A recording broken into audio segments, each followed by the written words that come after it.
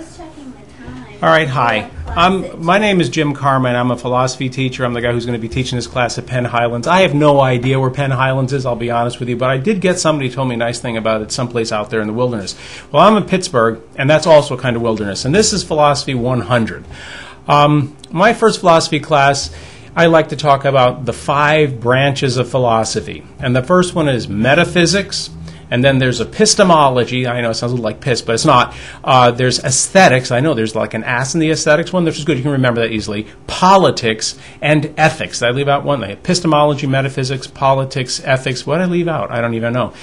Let me start over. Ethics, epistemology, metaphysics, aesthetics, and politics. Well, I'm sure I got 5 by then.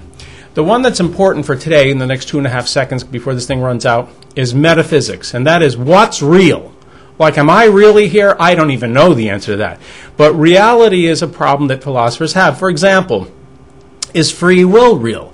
Like, did I freely choose to get in front of this camera and do this nonsense? No, I didn't. I need to pay my mortgage. And that's a requirement. No.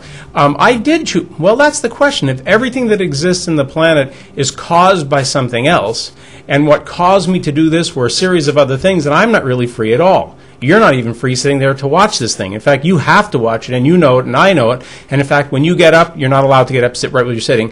It will only be because other events have occurred to force you to do that. So that's a metaphysical problem. What is freedom? Are we free, or is everything that we do determined by past events?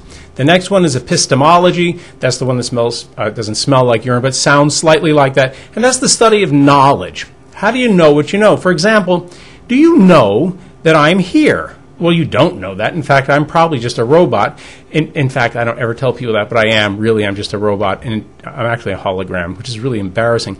But do you know, for example, that anything you see is actually there? Or do you get all of your information from your senses? And the problem with that is that if it comes from your senses, how do you know your senses are accurate?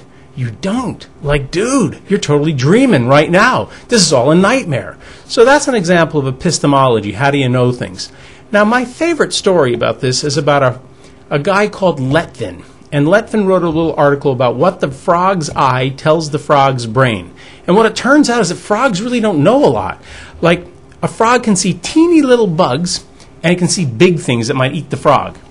But it can't see other frogs. I think that's awesome. Imagine if you could never see the person you went out on a date with. That could be good. Anyway, so frogs can never see other frogs. They can only see little things and big things. And when they see big things, they jump to the dark so the big things don't eat them. And when they see little things, they eat the little things. But they don't see anything else. But the frogs think they see everything, just like you think you see everything. So imagine that there's dinosaurs running around through this room, but you can't see them. And if you can't see them, they're not there. You don't know. And in the world of the multiverse, which people are talking about, that is possible. Anyway, that's it for now. That's metaphysics, epistemology, and a little obscenity. And hopefully you'll get a sense about what this philosophy class is like out there in Penn Highlands, wherever that is.